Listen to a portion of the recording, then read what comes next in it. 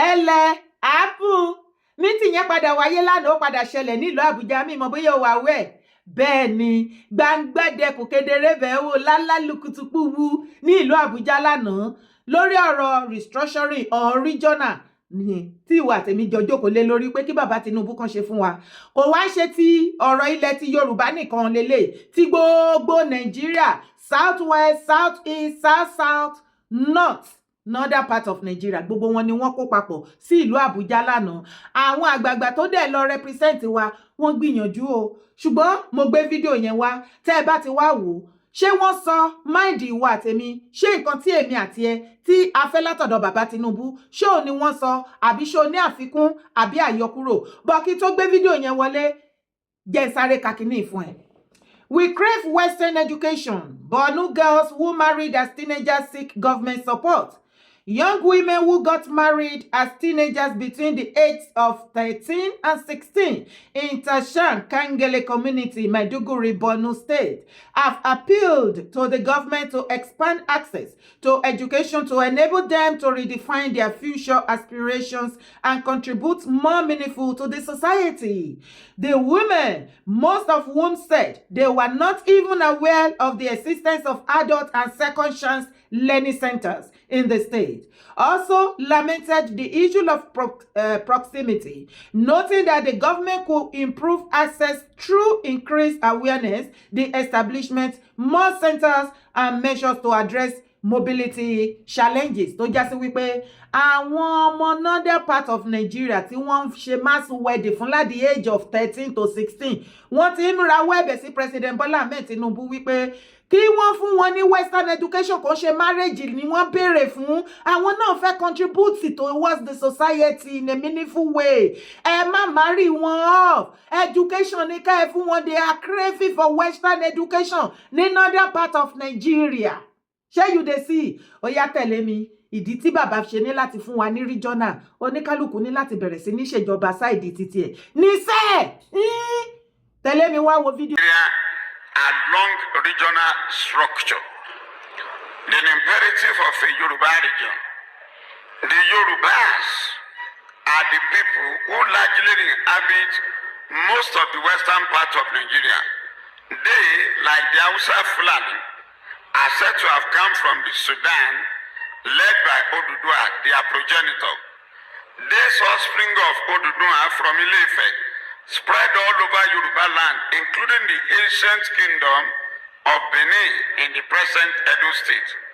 The Yoruba also spread across Nigerian borders into Benin Republic, the Republic of Togo, and they are found in large numbers in Ghana, Cote d'Ivoire, and Senegal, among others.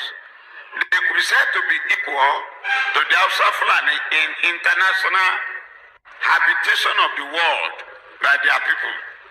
The Yoruba number between 30 and 40 million in Nigeria, and they predominate in Lagos, Ogun, Oyo, Osun, Ekiti, Ondo, and Kwara State.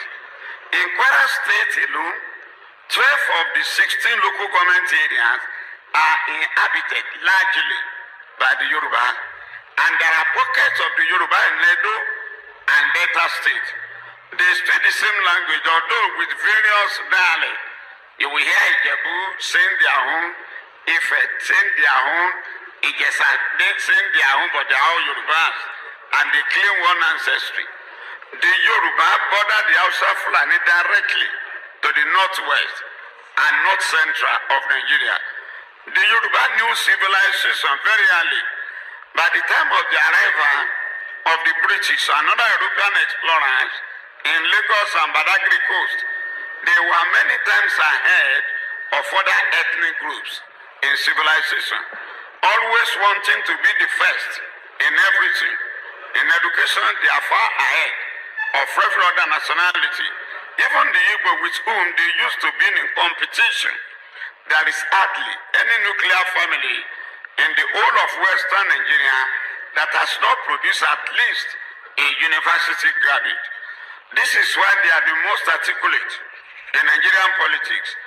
Their politics is, however, Republican.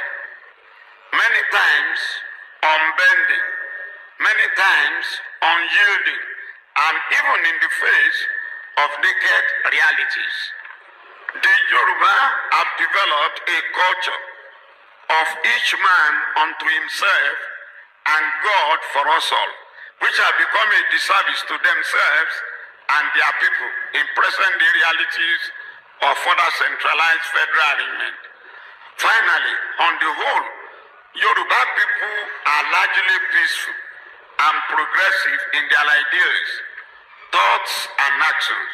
An autonomous region for the Yoruba will make them a beacon of light to other regions as it were in the First Republic. No doubt, an autonomous region for the Yoruba is imperative and expedient. This makes restructuring of the federal architecture non-negotiable. The federal architecture must be restructured. And let me add this addendum. In terms of mineral resources, if you are contemplating survival of Yoruba as a region, Igbetitan in Oyo State has large deposit of marble. South Africa. When you are thinking of bitumen, Ondo State is the second in the whole world after Canada with large deposit of bitumen. There is gold in Elisha. Cocoa is all over the Yoruba land, and the tallest building in Africa then was built with cocoa money, cocoa proceed. We call it Cocoa House, the tallest building in Africa at that time. Interestingly, the Yoruba got television first in the whole of Africa. There was a television house in Ibadan. Before France, before Poland, before most of these European countries, Yorubas have television. It was that television that metamorphosed to NTA today. In fact, one of the early general managers of the Nigerian Television Authority in Ibadan happened to be Ambassador Yemi Farombi, because the first television house in Africa was in Ibadan. So if you are talking of security, fine. When Arakune was alive, he initiated the idea of Amatekun. And all over the Southwest now, most of the states, they have the Amatekun Corps in terms of security. So when you look at the Yoruba, the number of universities in that region today, they are very many. In fact, the leading teaching hospital in Nigeria, which the king of Saudi used to come for treatment, happened to be the University College Hospital at Ibadan. So, if you are talking of region, the Yoruba are fully qualified and competent to run their region, because we can easily leverage on the experience of our first premier, the late saint, Chief Obafemi Awolowo. Dari Babarinsa also mentioned that in 2022, he along with others, under Alajobi, were in Isolu in Kogi State, the area where Madam came from, where they also talk about how the Yorubas, how there should be regions in Nigeria. And I'm about writing up now. Today, he said in 2026 that we are now, the decision taken in 1958 by the Yoruba leaders under the leadership of Jifawulo is still where we are. And you remember, when Ambassador Oljako spoke in the morning, he talked about what we were doing before, but we shared. There was one of our leaders, Ashok Rahul Bofa, who said the path not taken. And somebody here in this hall wrote another book where he said the road to nowhere. It means that the path we have been treading is the path that is likely to lead us to nowhere. And this again establishes the reason, the rationale behind this particular summit, which is to say that Nigeria is to be restructured into regions. Then all this issue of local marginalization, ethnic marginalization, and all those things will be taken care of. And on that note, it is to say that we are for regional restructuring that will usher in regions for those who decide. The Yoruba people are desirous of Yoruba region, stretching from the Kogi up to the Delta and Edo. Thank you very much.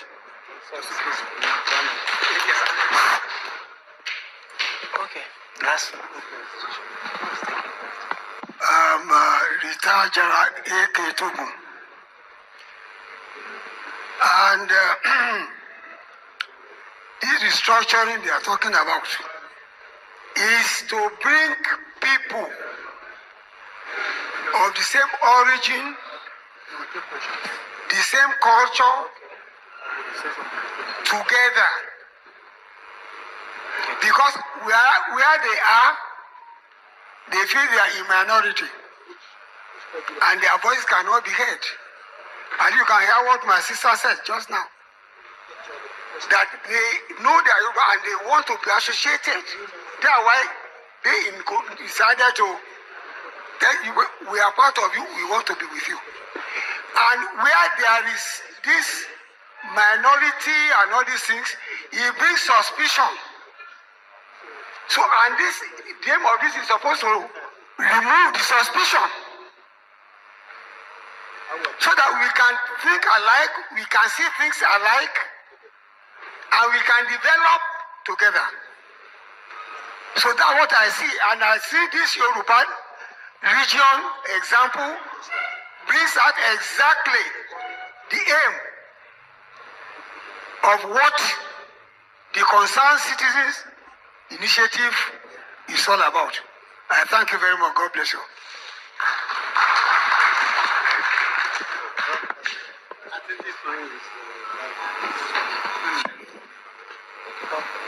So, ladies and gentlemen, you saw how the Yoruba region made their presentation. And as I said earlier, I give it to them as the most intellectual region in Nigeria. I give it to them. I also observe that they are the largest concentration of states in all the regions proposed.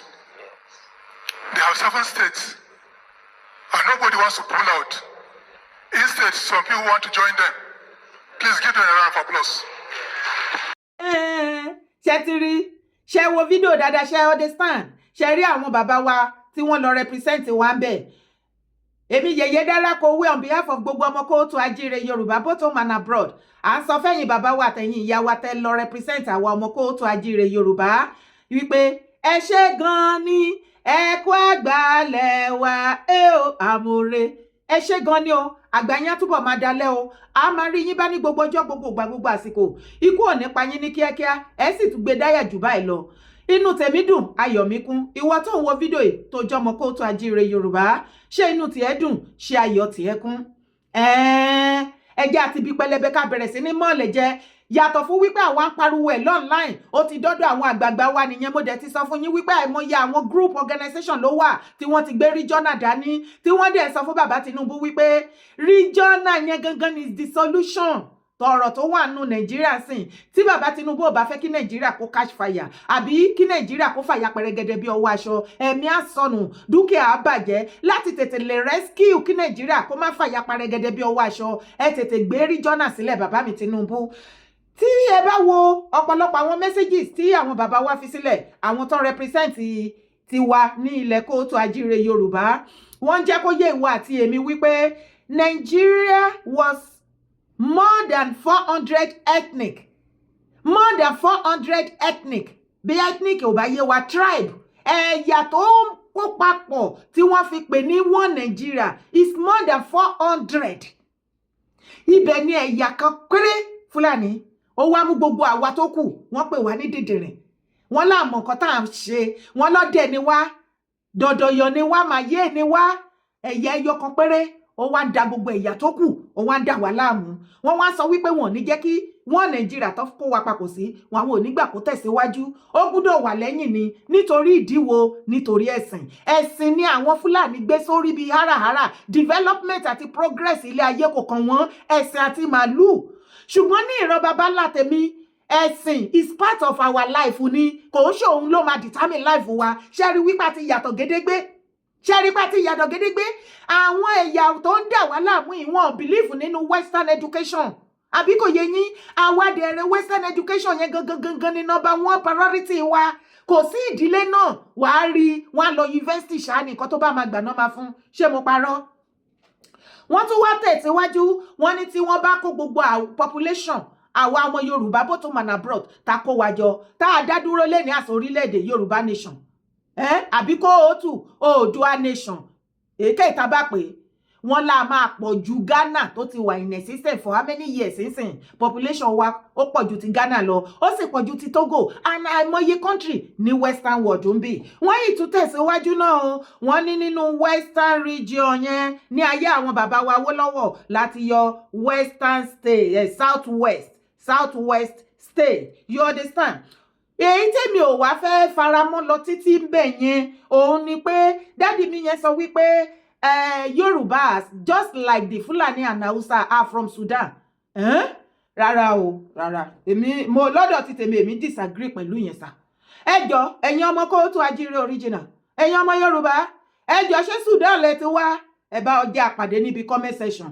Àwa la máa tú àwọn nǹkan tó bá kù díẹ̀ káàtó tí àwọn bàbá wa ò bá get tí a dẹ̀ fẹ́ máa gbọ́ mọ́. A máa sọ fún àwọn bàbá wa. Ẹ má máa pa ìtọ̀kìtàn fún wa mọ́ ìtọ̀kìtàn tán ń wá ilẹ̀ yìí òun ló ń jẹ́ kí àwọn máa tọ̀ ń rìn wá tó wá tẹ̀dó sọ́dọ̀ wa tí wọ́n ṣe ń dájọ́ pàlóńgò lórí wa tí wọ́n pa ọ̀rọ̀ mọ́ àwa òríjínà ọmọkọ lẹ́nu a dẹ̀ ti ń yànnà náà yẹn ẹ má tún fà wá sẹ́yìn àbí kí lẹ ní mo sọ ẹ̀yin èèyàn mi ibẹ̀ ni kọ́kọ́ wọ́n tún tẹ̀síwájú wọ́n ní tí wọ́n bá kó gbogbo population Nàìjíríà papọ̀ lẹ́ni wọn kúkú ṣe sẹ́ńsọ̀ mọ́ pọ̀ mo mọ̀ wípé plus and minus àti máa gbẹ́nulé 400 million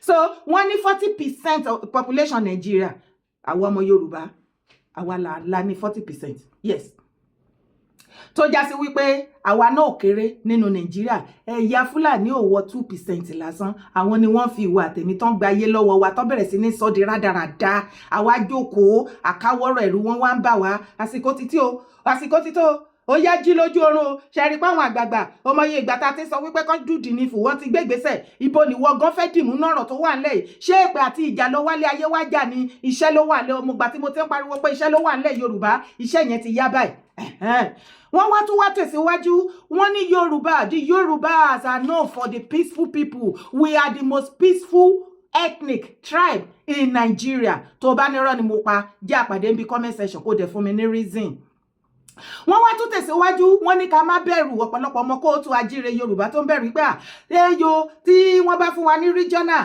àbí anything yóò pé kí gbogbo region kó máa fi nǹkan tó bá generate ńbẹ̀ kí wọ́n máa fi build ara wọn wọ́n ní ọ̀pọ̀lọpọ̀ ọmọ Kóòtù Ajíire Yorùbá ló ń bẹ̀rù wípé àwọn ò ní kankan ní ilẹ̀ Kóòtù Ajíire wọ́n wá ń jẹ́ kó yé wa pé kẹ́ má bẹ̀rù mineral resources ṣòṣì sí south west bẹ́ẹ̀ ni tá máa fi build ilẹ̀ wa wọ́n wá tẹ̀síwájú wípé ṣáà ti gbàgbé ni Cocoa House ní Ìbàdàn ní ayé ìgbà Cocoa House was the tallest building in the whole of Africa lóyún ìgbà náà kí náà fi kọ́ owó kòkó gbogbo àwọn nǹkan tó ti kú a ó jí dìde ni ọ̀lẹ ló máa ronú wípé báwo la ṣe fẹ́ jẹ́ yes wọ́n tún wá tẹ̀síwájú wọ́n ní the Yorùbás they are the most intellectual people in Nigeria yes o yẹn nìyẹn orí mi dẹ̀ ń wú ìwọ ń kọ́ alpha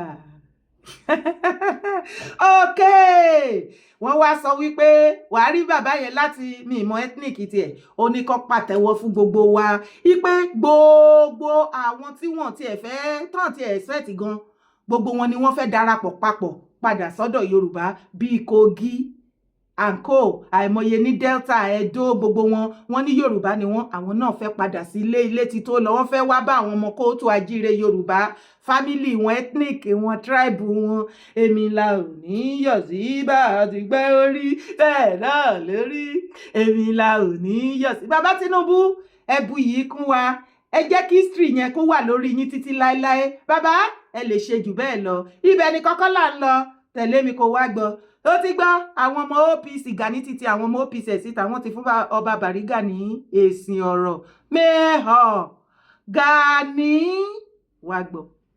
àwọn èèyàn jáde kan wá debunk mi o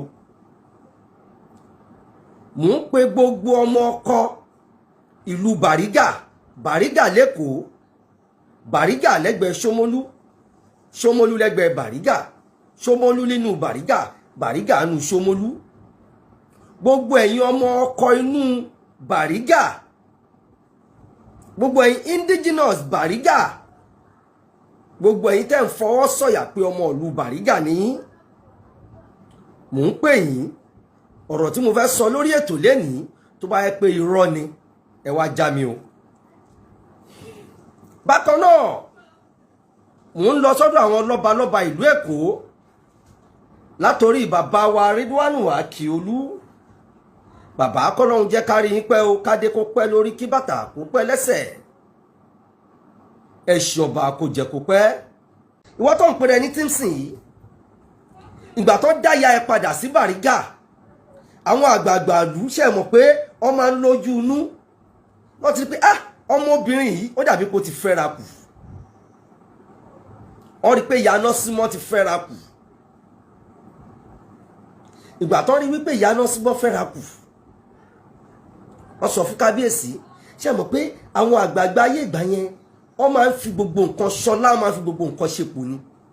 Bàbá yẹn gbà á toyúntoyún yẹn, ó dẹ̀ tọ́ oyún yẹn. Bàbá yẹn, ọba Ajagunmọ́lú yẹn mọ̀ pé òun kọ́ lòun bí. Ìgbà tán bí wọ́n sọ lórúkọ Tímsìn. Ẹ jọ̀ọ́ ọmọ Yorùbá tó bá ń jẹ́ Tímsìn yẹn jẹ́ kí n mọ̀ o. Nínú ẹ̀ ló wá fi ń padà pèrè ní Àkànbí Ọmọgbọ́láhàn Jagunmọ́lú. Ìdí rèé tí àǹtí ẹ Nọ́símọ́, ìdí rèé tí àǹtí ẹ Nọ́símọ́ tó jẹ́ pé láàrin ìgbà kan ní Bàrígà, láàrin ìgbà kan ní Bàrígà, àǹtí ẹ Nọ́símọ́ ó máa ń wọ agbádá, ó máa wọ ṣòkòtò, ó máa kó lẹ̀kẹ̀ sọ́rùn. Ọ̀rọ̀ tí mò ń sọ yìí tí n bá ti parọ́ ẹnu máa bá mi bi àwọn ọmọ Bàrígà léèrè o. Ìwọ Tímsìn tó ń pe ààrẹ Gani Adams lọ́mọ àlè ilẹ̀ Yorùbá, tó ní òòṣà ọ̀ṣọ́ọ̀ṣì kan, alágbára ọ̀ṣọ́ọ̀ṣì, wọ́n ń pàtàn ìwọ ọmọ Ìgbò. Ẹ gbọ́ wìrìwìrì lẹ́nu mi lénìí lórí ọ̀rọ̀ ẹ̀. Àǹtí ẹ Nọ́símọ́ ó máa ń wọ aṣọ tó máa ń dúró nídúró wípé òun ò fẹ́ kó o gba oyè ilé bàbá òun, pé ọmọ àlè ni ẹ́, ìyá òun padà lọ lóyún ẹ wá láti ta ni. Àǹtí ẹ mọ̀ wà tàǹtí ẹ jà lé lórí dáadáa.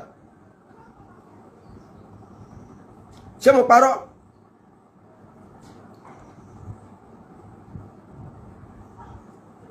Ó mọ iye ìgbà tí ó mọ iye ìgbà tí Nọ́símọ́, ṣó mọ iye ìgbà tó fi bá ẹjà.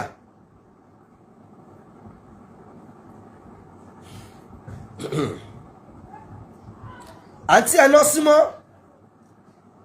ó pe gbogbo àwọn baálẹ̀ tó wà ní Bàrígà pátápátá. Ó ní pé o kì í ṣe ọmọ bàbá òun. Ọ̀rọ̀ yìí fa ìjà.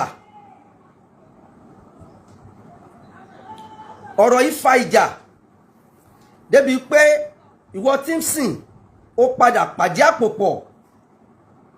Ó lọ bá chairman Bàrígà ńgbà yẹn tó ń pè ní Honourable Oris. Honourable Oris yìí òun ló ní hòtẹ́ẹ̀lì kan tí àwa OPU lò ní Ìjẹ̀bú nígbà náà. Èmi ò kí ń mú irọ́, mi kí ń múrọ́. Nígbà tá a ṣe OPU kí lorúkọ ẹ̀ ní Ìjẹ̀bú, Honourable Tímsìn yẹn ló ní hòtẹ́ẹ̀lì tá a lò ńgbà yẹn. Òun ni ìwọ Tímsìn lọ bá tó ní kó yọ àǹtí ẹ kúrò ní Ìyálọ́jà Bàrígà. Ṣé mo parọ́? Ṣé mo parọ́? Story kábíyèsí ọba Bàrígà ó jó Gani.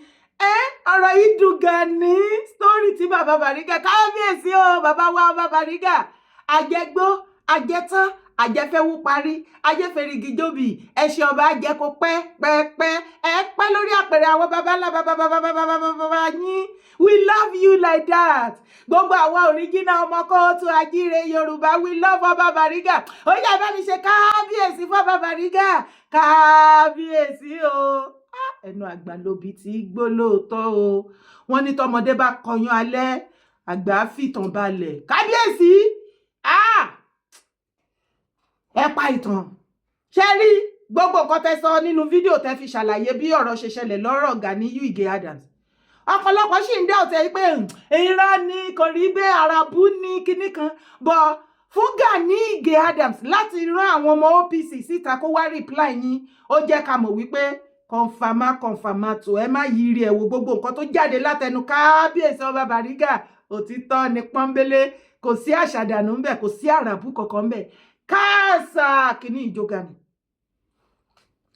Gani ò tiẹ̀ rárá fi gbòòrò àwọn wo gan ló bá mi sọ wípé oyè tọ́ sí ẹ ńlẹ̀ Yorùbá ó máa ṣe o wọ́n ní àwọn àgbà wọ́n ní àwọn bàbá ló jèso àjàrà àwọn ọmọlẹ́yìn kan ṣe ráyé wa ṣe rí nǹkan tí Aláàfin Adéyẹmí àná tó kó wa sí báyìí ṣe rí ọ̀wọ́ tó kó wa sí wọ́n ti gbowó báyìí wọ́n ti lọ àwa láwà lẹ́nu ẹ̀ bàbá ti jèso àjàrà eyín ti ń kan wá báyìí torí tí ò bá jẹ́ bẹ́ẹ̀ ṣe irú Gani Adams ṣó yẹ ní oyè kò sóyè ẹ mọ̀ ràlẹ̀ràlẹ̀ oyè pé oyè top Yorùbá land àbó oyè top Oòduà land èké tó bá máa wà ń bẹ̀ pé kò sóyè mọ́ ràlẹ̀ràlẹ̀ ló kù kò yẹ kí Gani gan wà ní ibi pé agbọ́pa ọba àwọn abẹ́sẹ̀ Gani kò yẹ kó wọ́t àwọn tó máa dúró gẹ́gẹ́ bí abẹ́sẹ̀ fáwọn ọba wa ńlẹ̀ Yorùbá débi tí wọ́n wá ń gbé ẹ sí ibi irú oyè yẹn orí bóyá sí ẹ wín orí bóyá ṣe ní ẹ lára ó ní ẹ lára gan ni so gbogbo nǹkan tí bàbá kábíyèsí Ọba Bariga sọ òtítọ́ ni fídíò ọmọ ẹ̀ tó ti síta ẹ̀ because ó sọ bẹ́ẹ̀ pé iṣẹ́ tó ra ikọ̀ òun kì í pa ikọ̀ tó já sí pé iṣẹ́ tí Gani ran tí mo bá wá sọ fún yín pé gbogbo ẹni tètè bá rí tí àwọn ọmọ OPC bá bọ́ síta tó bá sọ Gani ló sọ pé kí wọ́n lọ ṣe bọ́ ṣe ṣe tó bá ṣe bọ́ ṣe ṣe yẹn wọ́n á gba èpè Gani á gbé wọn rí ṣé wọn náà ti rí báyìí ṣé o ti mọ irú èèyàn tí Gani jẹ́ yes gbogbo ọba ilẹ̀ kóòtù ajíire Yorùbá ni Gani ń bá jà gbogbo àgbààgbà ilẹ̀ Yorùbá tí wọ́n bá join láti ṣe ọ̀tẹ̀ kan kógun ja ọmọ Yorùbá gbogbo wọn ni Gani kẹ̀yìn sí bẹ̀rẹ̀ látọ̀dọ̀ bàbá wa Ọ̀ọ̀nìrìṣà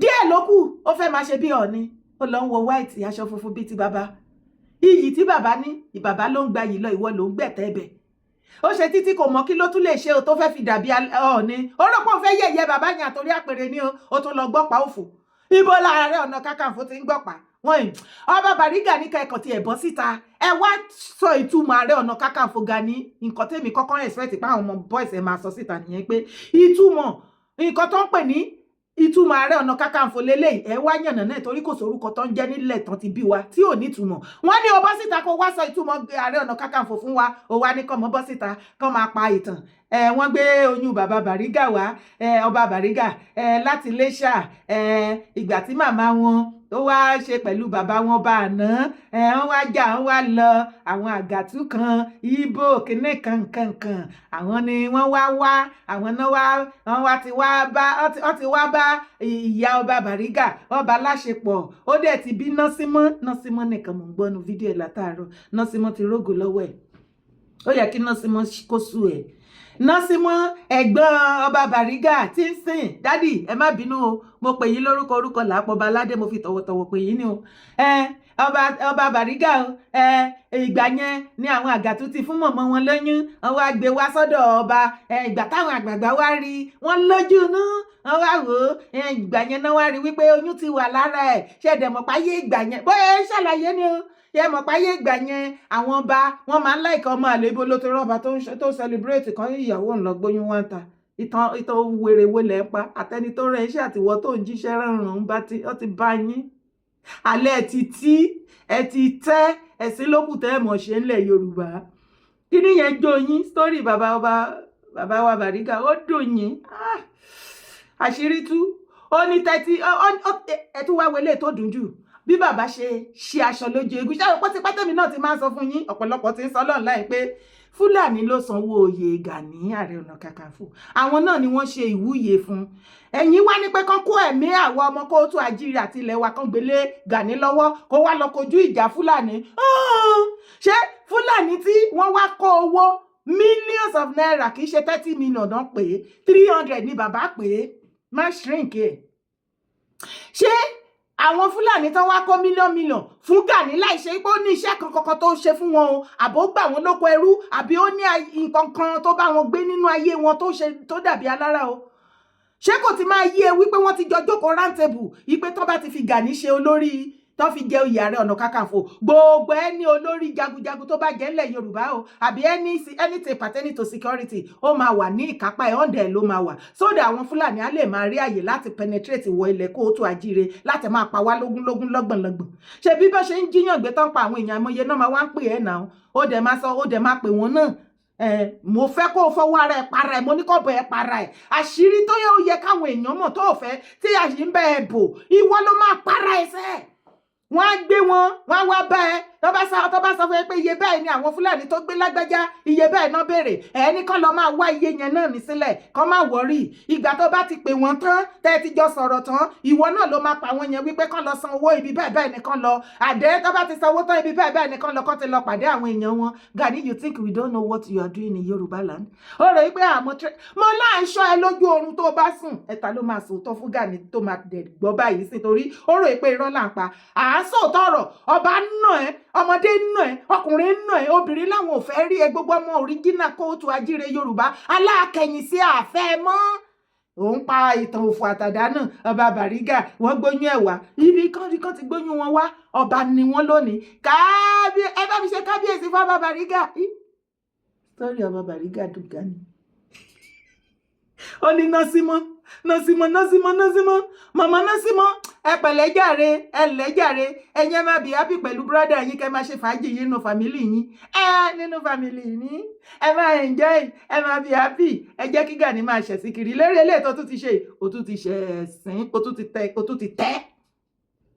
tún ti tẹ́ gbogbo story tó wá kó síbẹ̀ yẹn kò tiẹ̀ lórí kò nídìí Gani next time tó bá fẹ́ rọ́yàn jáde kó wá gbọ́rọ̀ sọ báyìí lọ wá èèyàn gidi tá ẹ̀ bá ní nínú Oòduà graphic Oòduà OPU gbogbo ẹ̀ papọ̀ ẹ lọ wá outsider kẹfún lówó gidi kó bá yín present you see this presentation rubbish lọ wá story gidi kí lẹ́ni mo wé ẹ̀yin èèyàn mi orúkọ tèmi ò yí padà lẹ́ẹ̀kan sí Yèyé Dára Kowé kó akéde Oòduà wọn ó ní mò ń jẹ́ má gbàgbé láti bá mi subscribe what are you still waiting for ó yá bá mi like now drop your comment God bless you ilẹ̀ kóòtù àjíire ò ní bàjẹ́ o Yorùbá bọ̀ jẹ́ tí